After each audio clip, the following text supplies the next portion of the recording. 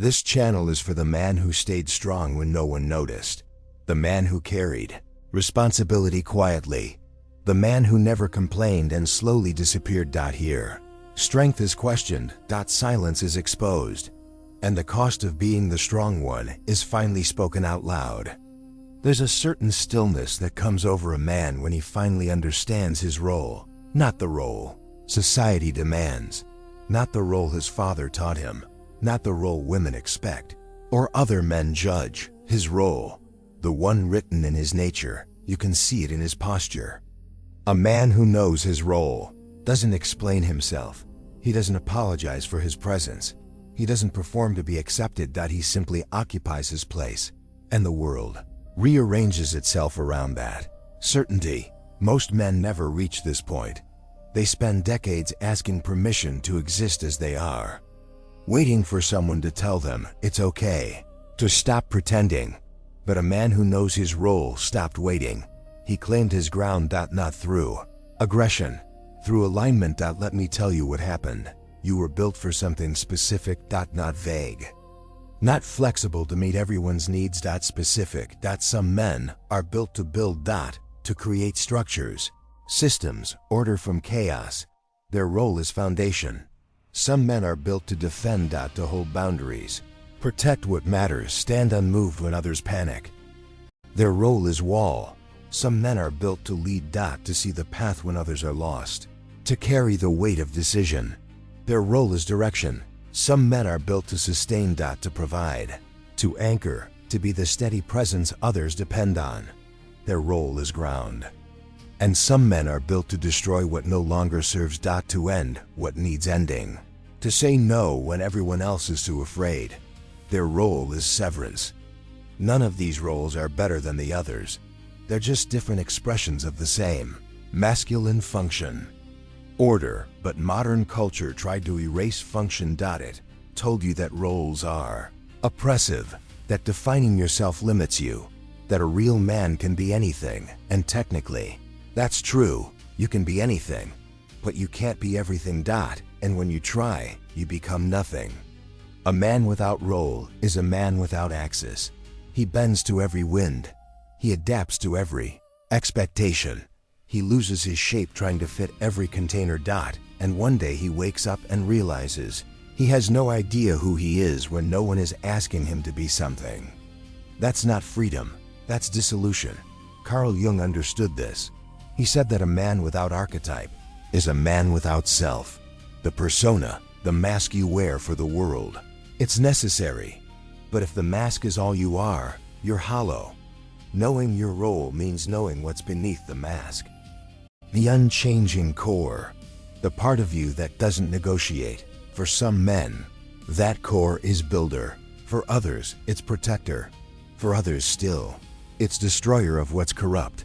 But whatever it is, it doesn't change based on who's watching. It simply is. And when you align with that, everything shifts.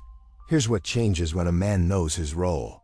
First, he stops asking permission, not for everything, but for his nature. He doesn't apologize for needing solitude if that's how he recharges. He doesn't explain why he's not more social if connection drains him. He doesn't justify his priorities to people who wouldn't understand them anyway. He occupies his nature without apology, and people either respect that or they leave. Both outcomes are fine. Second, he stops performing flexibility he doesn't have. If he's built to lead, he stops pretending he's comfortable following weak direction. If he's built to protect, he stops pretending he's okay with boundary violations. If he's built to create, he stops pretending he can thrive in someone else's system.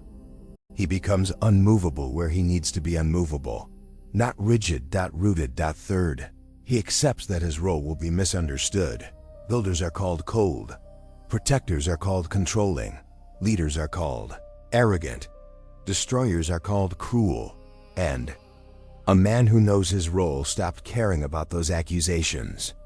Not because he's heartless, because he knows that people who need him to be something else will always find fault in what he is. And their discomfort is not his responsibility to fix. Fourth, he becomes selective about where he applies his energy. Not everything deserves a builder's attention. Not every conflict requires a protector's intervention. Not every situation needs a leader's direction. A man who knows his role knows when to engage and when to let things collapse without him, because his role is not universal. It's specific application of force where it matters. Fifth, and this is crucial, he stops trying to be loved by everyone. He accepts that his role will attract some and repel others, and both are necessary. A builder doesn't need the approval of people who want chaos. A protector doesn't need validation from people who violate boundaries. A leader doesn't need consensus from people who refuse to follow. He needs alignment, and alignment is rare. Here's what no one tells you about knowing your role. It's lonely. Not because you're isolated, but because most men are still performing, still trying to be everything to everyone, still seeking approval from a world that will never give it. And when you stop doing that, you become unrecognizable to them. They'll say you've changed. You'll say you finally stopped lying. They'll call it hardness, you'll call it honesty. And the distance between those two interpretations is the distance between a man who knows his role and a man who's still trying to figure out which role to perform next. But here's the part that makes it worth it. When you know your role, you finally stop exhausting yourself, because you're no longer trying to be the builder when you're actually the destroyer. You're no longer trying to be the protector when you're actually the creator. You're no longer forcing yourself into functions that don't fit. You occupy your place, and from that place, you're effective. Not everywhere, but where it matters. And that focused effectiveness is worth more than scattered competence across every role. Let me be very clear about something. Knowing your role is not an excuse. It's not permission to ignore growth. It's not justification for refusing to evolve. Roles deepen. A builder at 25 is not the same builder at 45. The structures change. The materials change. The scale changes. But the function remains. And that constancy is what allows real mastery. You're not starting over every decade trying to become a different type of man. You're deepening into the man you already are. That's the difference between wandering and walking a path. So here's the real question. Do you know your role? Not the role you perform at work. Not the role you play in relationships. Not the role you adopt to keep peace. Your role. The one that doesn't change when the audience does. If you don't know it yet, here's how to find it.